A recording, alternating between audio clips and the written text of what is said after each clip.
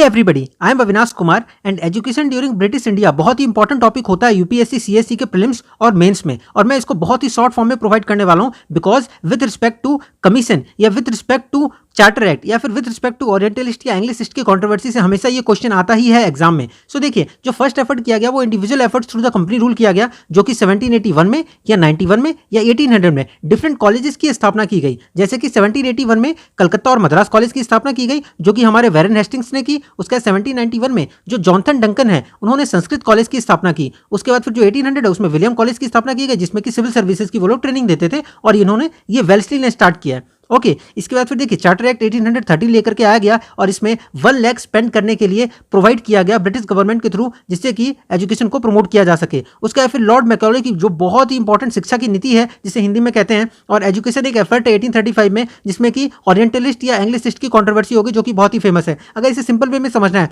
तो देखिए, ओरिएंटलिस्ट वो लोग थे जो कि इंडियन के फेवर में थे कि हम लोगों को वर्नाकुलर लैंग्वेज में या हिंदी मीडियम में भी हम लोगों को एजुकेशन प्रोवाइड करनी चाहिए, लेकिन इंग्लिशिस्ट कहते थे कि नहीं, हम लोगों को इंग्लिश में ही करनी है। और फाइनली क्या हुआ, इंग्लिशिस्ट जीत गए। हाँ, लेकिन तो फिर क्या हो गया कि इंग्लिश को ही सोल मीडियम ऑफ एजुकेशन बना दिया गया, और इसमें डाउनवर्ड फिल्ट्रेशन थ्योरी का सिद्धांत है। डाउनवर्ड फिल्ट्रेशन थ्योरी में क्या हो गया कि आपको एजुकेशन ऊपर से नीचे की तरफ जाएगा और आपको फोर्सफुली इंग्लिश में ही पढ़ना पड़ेगा। अगर हम नेक्स्ट की बात करें तो देखिए, वुड्स डिस्पैच आया 1854 में, ठीक है, और उसके बाद फिर इसे ही कहा जाता है Magna carta of English education. क्यों? क्योंकि इसने डाउनवर्ड फिल्ट्रेशन थ्योरी जो कि ऊपर में दिया था उसे रिजेक्ट कर दिया, और फिर उन्होंने बोला कि इंग्लिश मीडियम में जो हायर है उसे ही, हायर एजुकेशन वालों को ही इंग्लिश में पढ़ाइए और वर्नाकुलर मीडियम में पढ़ाइए, मतलब कि अपने हिंदी लैंग्वेज में पढ़ाइए जो कि स्कूल के बच्चे हैं, और प्राइवेट एंटरप्राइज को ही बहुत ज़्यादा बढ़ावा दिया गया। उन्होंने डाउनवर्ड फिल्ट्रेशन थ्योरी को क्या कर दिया था, रिजेक्ट कर दिया था। ये बहुत ही इंपॉर्टेंट पॉइंट है जो कि वुड्स डिस्पैच में हुआ। इसका फिर देखिए हंटर कमीशन, इसके ऊपर ऑलरेडी एग्जाम में क्वेश्चन पूछा गया है यूपीएससी सीएससी में कि हंटर कमीशन किससे रिलेटेड है। तो देखिए 1882 का एक हंटर कमीशन है, एक तो वो जलियांवाला बाग का हंटर कमीशन है, वो डिफरेंट है 1919 में, लेकिन हंटर कमीशन 1882 का है, जिसमें कि इन्होंने क्या कर दिया, इन्होंने वुड्स डिस्पैच को अप्रूवल दे दिया। क्योंकि वुड्स डिस्पैच क्या कहता था कि हिंदी को भी प्रमोट करना चाहिए इंग्लिश के साथ में, और बच्चों को है जो कि लोअर ग्रेड के बच्चे हैं उन लोगों को हिंदी में पढ़ाना चाहिए। और इन्होंने स्टेट का रोल को बहुत ही इंपॉर्टेंस दी कि भाई जब तक अगर स्टेट काम नहीं करेगा, जब तक कि गवर्नमेंट काम नहीं करेगी, तब तक एजुकेशन आगे कैसे बढ़ेगा। इसके बाद देखिए जो रिलिक्स कमीशन आया 1902 में, ठीक है, तो इन्होंने क्या बोला, इन्होंने क्या किया, एजुकेशन है उसके परफॉर्मेंस को ध्यान रखा और उन्होंने यूनिवर्सिटी को रिव्यू करना स्टार्ट किया। रिलिक कमीशन ने, कैसे याद रख सकते हैं, रिलिक कमीशन आर से स्टार्ट है और रिव्यू भी आर से स्टार्ट है, ठीक है। उसका फिर इंडियन यूनिवर्सिटी एक्ट 1904, ये किस टाइम हुआ, लॉर्ड कर्जन, ये प्रीवियस ईयर का ही क्वेश्चन है। देखिए इसमें क्या हो गया कि यूनिवर्सिटी के ऊपर ग्रेटर कंट्रोल हो गया, यूनिवर्सिटी फॉर रिसर्च में बहुत ज़्यादा ग्रेटर कंट्रोल होने लग गया, लेकिन जो फेलोज हैं वो रिड्यूस होने लग गए क्योंकि कंट्रोल ज़्यादा होने लग गया। स्ट्रिक्टर रूल्स, स्ट्रिक्ट क्या कहते हैं, बहुत सारे कानून बना दिए गए, और इसके कारण उन्होंने पूरा का पूरा यूनिवर्सिटी को कंट्रोल करना चाहा। और उसके बाद ही फर्दर गवर्नमेंट और रिजोल्यूशन आया एजुकेशन पॉलिसी का, जो कि 1913 में आया, और फिर गवर्नमेंट ने रिफ्यूज कर दिया कंपलसरी एजुकेशन को। बहुत इंपॉर्टेंट है, अगर आपसे एग्जाम में पूछा गया कि किस एक्ट के अंतर्गत गवर्नमेंट ने रिफ्यूज कर दिया कंपलसरी एजुकेशन को, जो ब्रिटिश गवर्नमेंट है उन्होंने 1913 एक्ट के अंदर इसे टोटली डिनाई कर दिया।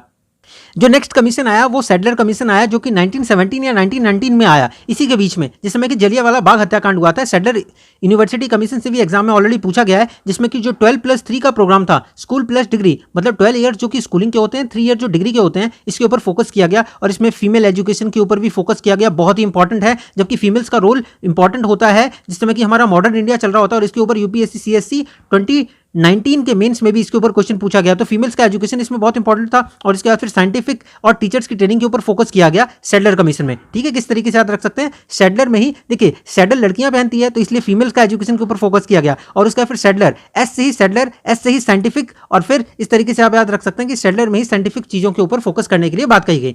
फिर 1929 में हार्टॉग कमेटी आई। देखिए ये कमिटीज बहुत, जो कमीशन है बहुत इंपॉर्टेंट है क्योंकि ये फ्रिक्वेंटली एग्जाम्स में पूछे जाते हैं। सो हार्टॉग कमीशन आया 1929 में। क्यों, किससे पहले आया, सविनय अवज्ञा आंदोलन से पहले या सिविल डिसओबीडियंस मूवमेंट से पहले आ गया।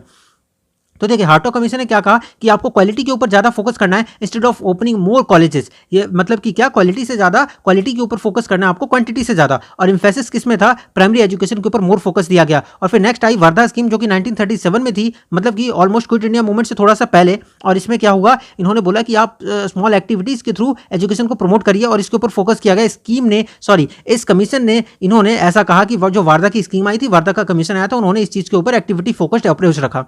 फिर देखिए जो सर्जेंट प्लान आया, जो कि लास्ट एजुकेशन का प्लान था, जो कि 1944 में था, आप जानते हैं क्रिप्स मिशन इस टाइम पे आ रहा था। सो इसमें क्या किया गया, इन्होंने बोला जो सर्जेंट प्लान था इसके मुताबिक कहा कि देखिए आप ऑलरेडी 40 ईयर से इतना एक्सप्लॉयटेशन कर रहे हैं, अब ये वक्त आ गया है जिसमें कि हम लोगों को इंडिया में भी सेम एजुकेशन प्रोवाइड कर देना चाहिए जो इंग्लैंड में 40 ईयर से चल रहा है। और इसके बाद लेकिन ये प्रॉपर तरीके से नहीं हो पाया, क्योंकि इसके बाद हमारा जो एकदम आज़ादी का दौर है एकदम आ गया था और सारी चीज़ें एकदम स्पीडअप हो गई थी, एक्सलेट हो गई थी, इसीलिए इसके इंप्लीमेंटेशन में लैकिंग रह गई और ये प्रॉपर तरीके से इंप्लीमेंट नहीं हो पाया। So that's it for today. ये रहा एजुकेशन सारी की सारी कमीशन और किस तरीके से हम लोगों ने आगे आगे बढ़े एजुकेशन सेक्टर में during British India. So I hope this video gonna very help